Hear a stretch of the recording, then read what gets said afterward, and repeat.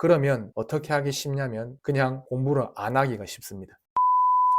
제가 지난 시간에 국시 공부할 때 어떻게 공부하라 라고 말씀드렸는지 다시 말씀드리면, 일단은 첫 번째는 미리 공부하라 였고요. 그 다음에 두 번째는 기출문제를 보라 였습니다. 기출문제 중에서도 진단평가랑 중재 파트를 보라고 말씀드렸어요. 근데 해부생리 강의를 하고 있잖아요. 진단평가랑 중재 강의를 하는 게 아니라 중요도가 진단평가 중재라고 하는데 왜 해생 강의를 하냐 이렇게 말씀하실 수도 있는데, 근데 왜 해부생리를 보라고 하지 않고 진단평가 중재를 먼저 보라고 하냐면, 여러분 해부생리는 뼈대랑 근육계통은 그나마 여러분이 좀 잘 압니다. 다른 과목에서도 많이 다루고 하기 때문에. 근데 다른 계통들은 사실 여러분 머릿속에 큰 그림이 그려져 있지 않은 경우가 거의 대부분이, 이유는 여러분이 공부를 안 해서 라기보다는 진단평가나 중재 같은 경우는 실기 과목으로도 배우기도 하고, 책을 읽었을 때 스페셜 테스트 같은 경우도 읽어보면 무슨 말인지는 충분히 알 수 있잖아요. 환자를 바로 누운 자세로 위치시키고, 무릎을 몇 도 굽힘시키고, 발목 관절을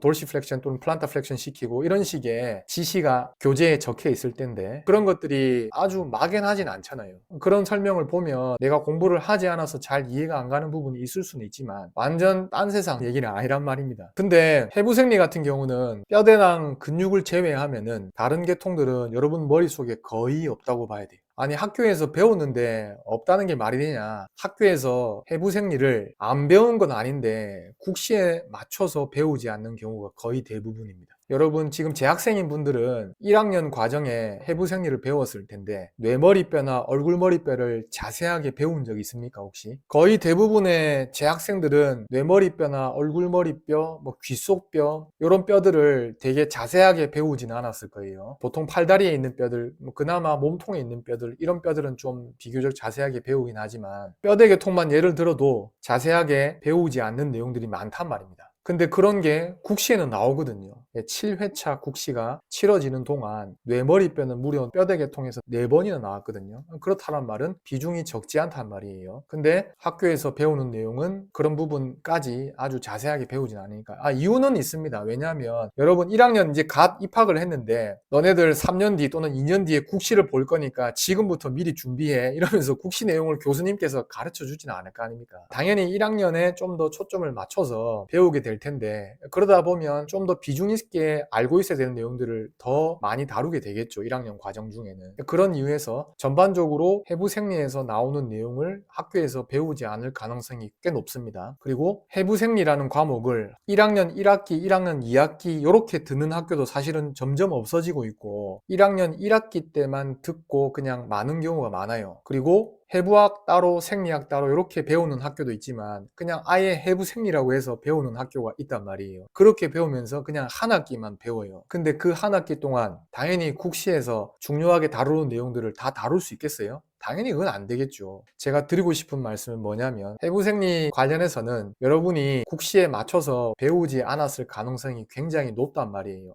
그런 이유에서 해부생리 내용이 조금 더 어렵다라고 여러분이 더 느끼는 것 같아요. 제가 생각할 때는. 해부생리가 당연히 중요하지만 해부생리는 비중이 아주 높다라고 볼 수도 없고 진단평가랑 중재는 조금 구체적이란 말이에요. 덜 추상적이란 말입니다. 근데 해부생리 같은 경우는 내분비 계통, 그 다음에 비뇨 계통, 그 다음에 신경 계통도 마찬가지고 뼈랑 근육을 제외한 나머지 계통들 있잖아요. 그런 계통들은 여러분이 실제로 눈으로 볼 기회가 거의 없지 않습니까? 그러다 보니까 전반적인 내용들이 너무 추상적이에요. 그러니까 여러분 머릿속에 그림이 잘 안 그려진단 말입니다. 그러다 보니까 여러분이 혼자 공부할 때 해부학 책을 찾아보든지 또는 생리학 책을 찾아보든지 라고 하더라도 그 내용이 여러분 머릿속에 잘 안 들어옵니다. 그러면 어떻게 하기 쉽냐면 그냥 공부를 안 하기가 쉽습니다. 그런 이유에서 해부생리 말고 진단평가랑 중재를 먼저 공부하라고 제가 말씀드리는 거예요. 멜로디 보이스님이 회생에서 15개 정도 맞는 거라고 했는데 51에 52의 국시하고 비슷한 난이도로 출제가 된다 라고 하면 15개면은 여러분 흔히 얘기하는 상타치 정도 됩니다. 최상까지는 아닙니다만 상타치입니다. 상타치. 그 정도만 맞아도 엄청 잘한 거예요. 물론 올해는 이제 해부생리가 몇 문제 나올지 아직까지 확실하게 알 수는 없지만 만약에 22문제가 또 똑같이 나온다고 하면 22문제 중에서 15문제면 엄청 잘한 거예요. 그러니까 해부생리가 여러분이 어려워하는 이유는 실제로 국시에 맞춤으로 해부생리를 배울 기회가 그렇게 많지 않았다. 이거는 누가 가르쳐 주지 않았다라기보다는 학교 교육 과정 자체가 이제 그렇게 구성이 되다 보니까 좀 다 배우는 게 어려운 상황이 아닌가라는 말씀드립니다. 그래서 전적으로 여러분 책임만은 아니다 라는 말씀을 한번 드리고 싶었습니다.